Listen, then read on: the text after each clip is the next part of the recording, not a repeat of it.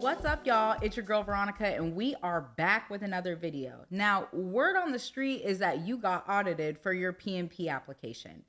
Don't worry, it's not time to panic, okay? I'm gonna walk you through step by step what you need to do to get PMI all the information that they're asking for so that they can approve your application and you can move on to the certification exam.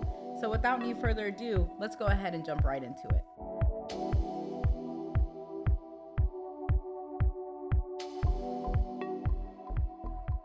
Okay, now you guys know how we have to do things around here. We're gonna level set with one another. First things first, not everybody is going to be audited. The way that it works is when you submit an application to PMI to sit for the PMP certification exam, somebody at the Project Management Institute is going to review it. Now, best case scenario is they're going to look at it, they're going to read through it, they're going to say, yes, this looks amazing. They'll approve you and they'll send you on your way. But you can be audited for one or two different reasons. The first reason is that your application is trash, okay? You either didn't do your research, you didn't have a framework to follow, you just threw something together and kicked it out there hoping that it was going to work out, and then it didn't work out. That's all right. Option number two is that you were randomly selected for an audit the same way you can be randomly selected for a pat down through TSA. Either way is not that pleasant. However, it's not the end of the world, okay? There's a few things that PMI is gonna ask you for, and I'm gonna walk you guys through the process, tell you exactly how it is and exactly what you need to have to be successful. Now, let's say that you get a notification from PMI and they say, surprise, you have been selected for an audit, right? Okay. What they are going to say is that you have 90 days to comply. What that means is that you have 90 days to send them all of the information that they are going to ask you for. So you need to take note of that, because if you don't comply within 90 days, your application is scrapped and you got to start all over. All right. So keep that in mind. The time frame matters. Now, the very first thing that they are going to ask you for is proof of your education. Now, some of you already know that you don't actually need a bachelor's degree to qualify to sit for the PMP certification exam. You can just have a high school diploma. However, your level of education is going to dictate how much project management experience you actually have to have. So if you told PMI that all you had was a high school diploma, then they're going to ask for proof that you indeed graduated high school or that you completed a GED program successfully. On the other hand, if you told PMI that you had a bachelor's degree, or you said that you had a master's degree or a PhD, whatever the case may be, you have to show proof that you did indeed graduate, okay? Typically, what that looks like is a final transcript from your institution that you attended for school. You need to have something like that available to submit to PMI through the portal, okay? So that's number one, check off your education. Number two is going to be your 35 hours of project management education. That is the second requirement for you to be able to sit for the exam. Now, if we're at this point in the process, you should already have 35 hours of project management education. If you don't, that's a problem, because now PMI is asking you, where did you take your class? Where did you get your 35 hours of education? And we want you to prove that you did, in fact, complete this component.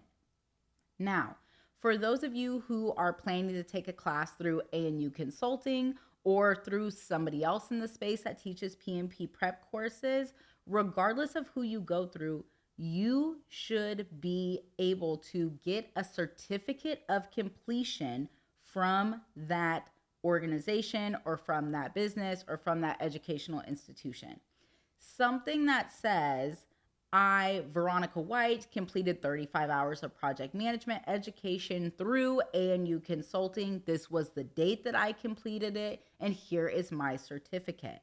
If you weren't given one from your course, you need to go back and request one, because PMI is going to ask for proof that you did in fact complete these 35 hours.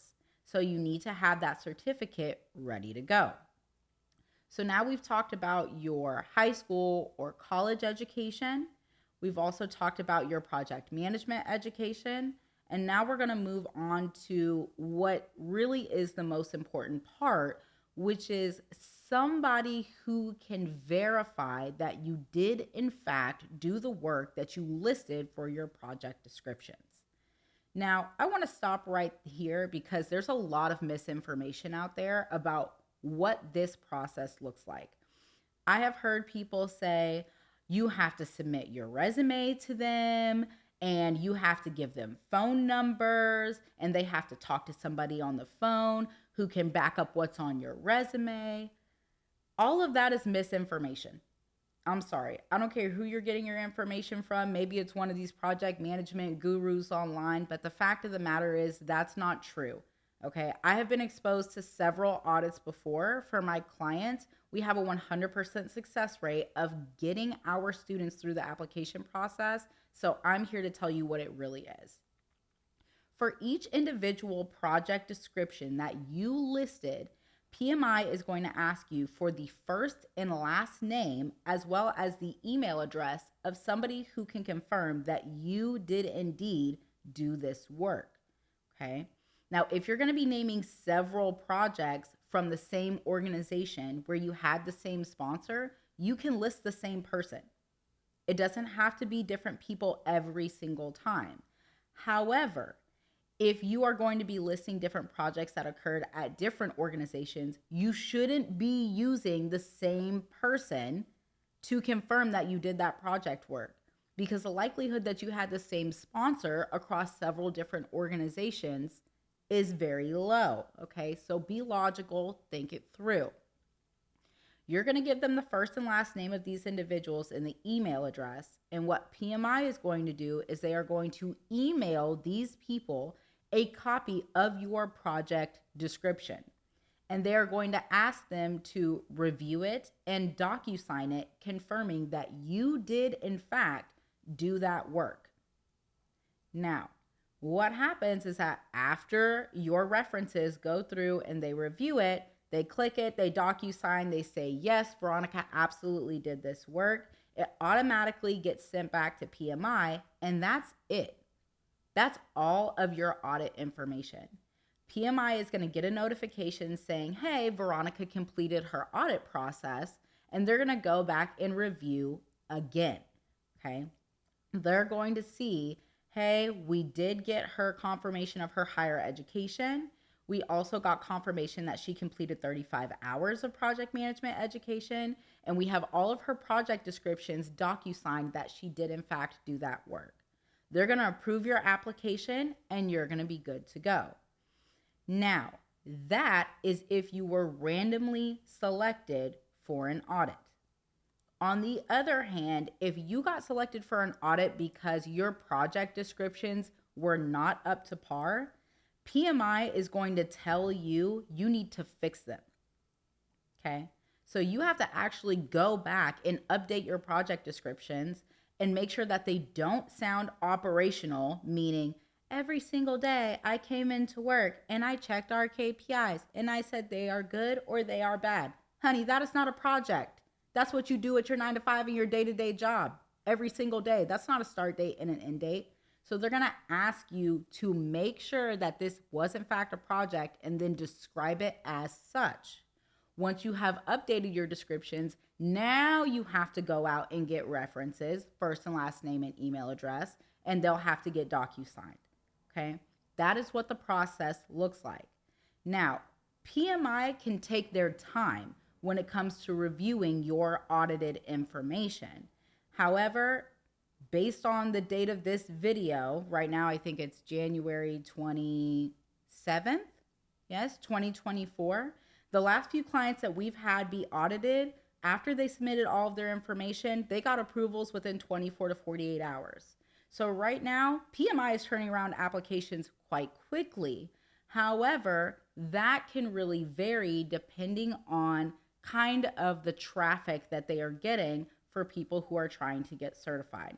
So keep in mind, it can take much longer than that, but it can also get turned around really quickly. After you've submitted this information and you've gotten approved, that's it. You're good to go. It's not any more challenging than that. It's not something to fear unless you have something to hide. Okay, so you need to know going into the application process that you shouldn't be lying. All right, you should not be lying, because if you fail your audit, that's it. You basically admitted, oh no, I actually don't have this project management experience. I don't have somebody who can back up what it is that I'm saying that I did. Okay, and it's not a good look for you.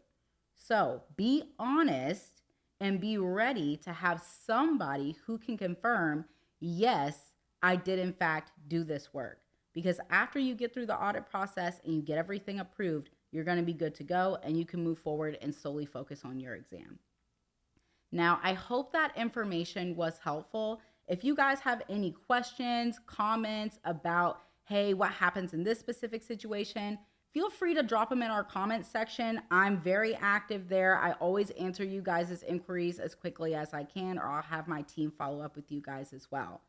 Now, we just hit 1,000 subscribers. Yay! We are very excited. Our next goal is going to be 2K. So if you're watching this video and you haven't subscribed, do your girl a favor and hit that subscribe button, okay? Drop us a like, share it with other people that you know are in this process and may be nervous about getting audited. Anybody that you know that it could help, we want to make sure that we're getting them the correct information and not the bull.